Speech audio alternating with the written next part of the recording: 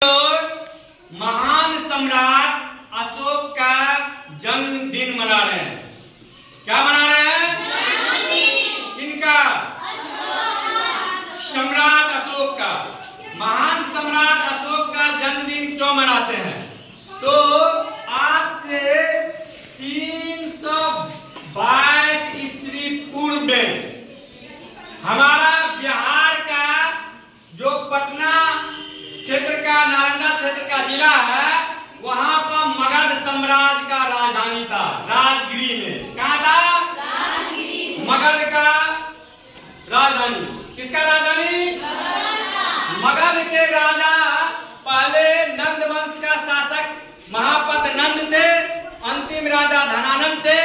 अंतिम राजा धनानंद को हरा करके चंद्रगुप्त मौर्य ने मौर्य वंश का नींव रखा था।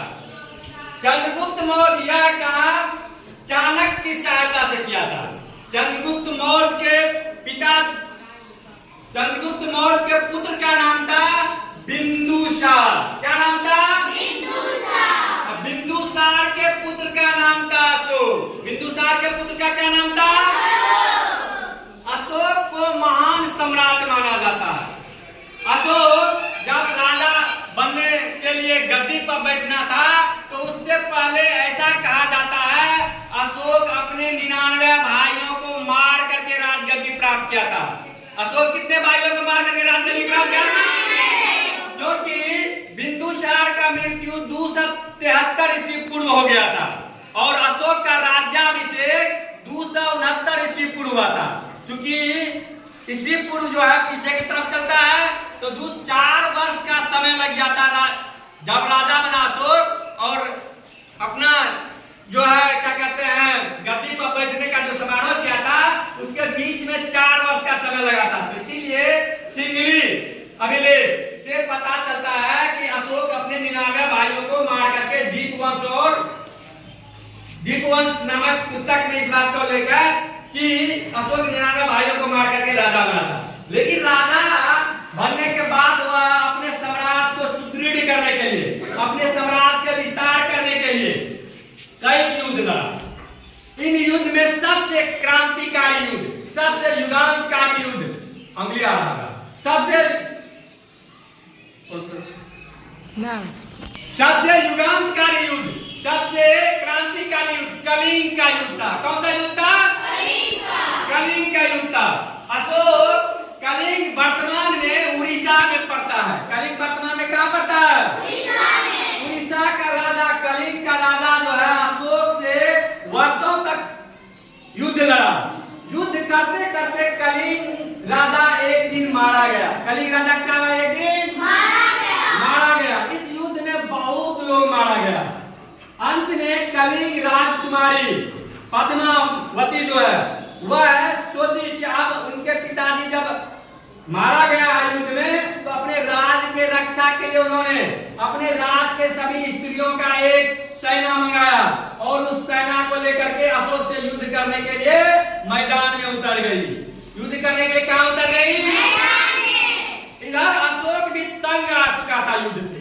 अशोक भी जो है कहता है कि वर्षों से युद्ध लड़ने के बाद हमें विजयी नहीं मिला है।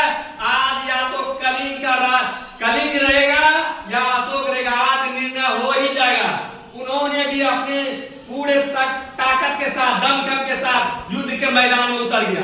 जब युद्ध के मैदान में स्वयं अशोक सम्राट उतरा तो देखता है सामने में महिलाओं की सेना है। सामने में कौन है? अशोक बचपन में किताब में पढ़ा था, उनका गुरु उनको बताया था कि महिलाओं पर हाथ या चलाना या उस पर हमला करना महापाप है। क्या है? तो अशोक कहता है कि मैं स्त्री की सेना से नहीं लड़ूंगा, मैं स्त्रियों का वध नहीं करूंगा। मेरी धर्म मुझे इसकी इजाजत नहीं देती है। हमारे धर्म में महिलाओं का बहुत सम्मान है, मैं उसको मानता हूँ, मैं उनका सम्मान करता हूँ, इसलिए स्त्रियों से लड़ाई नहीं करूंगा। पद्मावती कहती है, कलिंग राजा का पुत्री, अशोक सम्राट आपको मुझसे युद्ध करना होगा। आपको मुझसे युद्ध करना होगा। आप जब तक मुझसे युद्ध करके हमें नहीं हराएंगे तब तक कलिंग राज आपको नहीं मिल सकता है। तब तक कलिंग राज आपको नहीं मिल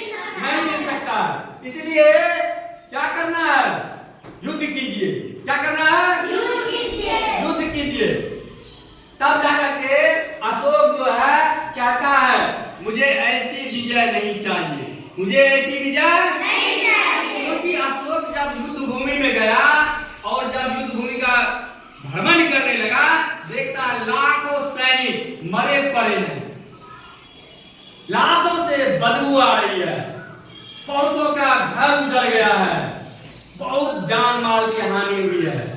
यहां से अशोक के हृदय में परिवर्तन होने लगा, अशोक के हृदय में परिवर्तन होने लगा। अब अशोक युद्ध नीति को त्याग करके धर्म नीति पर चलने का निश्चय किया और पद्मावती को कहता है, राजकुमारी मैं आपसे युद्ध नहीं करूंगा, मुझे विजय नहीं चाहिए। उस दिन के बाद हमेशा के लिए अशोक ने प्रण कर लिया कि अब मैं अपने राज के विस्तार के लिए युद्ध नहीं करूंगा। उस दिन के बाद कोई युद्ध नहीं किया अशोक, बड़ा कोई युद्ध नहीं किया राज विस्तार के लिए, केवल राज के प्रशासन को चलाने के लिए युद्ध जो भी छोटा मोटा कार्रवाई हुआ और क्या, लेकिन अपने साम्राज्य के विस्तार के लिए कोई बड़ा युद्ध नहीं लड़ा अशोक। उसके बाद क्या हुआ, अशोक युद्ध भूमि से वापस आया और युद्ध के जगह पर धर्म नीति को अपना लिया। युद्ध के जगह पर किसको अपनाया? धर्म नीति को अपनाया और धर्म नीति को अपनाते हुए धर्म का प्रचार करने में लग गया। बौद्ध धर्म को उन्होंने अपनाया और धर्म प्रचार के उन्होंने धर्मस्थ नामक अधिकारियों की भी नियुक्ति किया और इस प्रकार से उन्होंने बौद्ध धर्म के प्रचार में पूरा जी जान से लग गया। इसके लिए उन्होंने पुत्र महेंद्र को भी कहां भेजा? श्रीलंका भेजा। राज्य के अनेक क्षेत्रों में छोटे छोटे अधिकारियों को नियुक्त करके उन्होंने धर्म प्रचार करवाया और इस तरह से राज्य में सभी वर्गों के साथ, सभी जातियों के साथ समन्वय स्थापित कर सौहार्दपूर्ण संबंध को विकसित करने के लिए महत्वपूर्ण कदम उठाया। अशोक अपने प्रजा के भलाई के लिए बड़े बड़े कुआं खुदवाए, पेड़ लगवाए, सड़क बनवाए, राज्य में शांति व्यवस्था और सौहार्द बनी रहे, इसके लिए उन्होंने धर्म का जोरों शोरों से प्रचार करवाया। और इसके बाद जो है इस वजह से जिस पर मगध साम्राज्य काफी प्रचलित हो गया, काफी प्रसिद्ध हो गया, अशोक का नाम जो है एक अच्छे शासक के रूप में इतिहास में दर्ज हो गया। ऐसे महान सम्राट के लिए हम लोग जोरदार ताली से उसको नमन करें।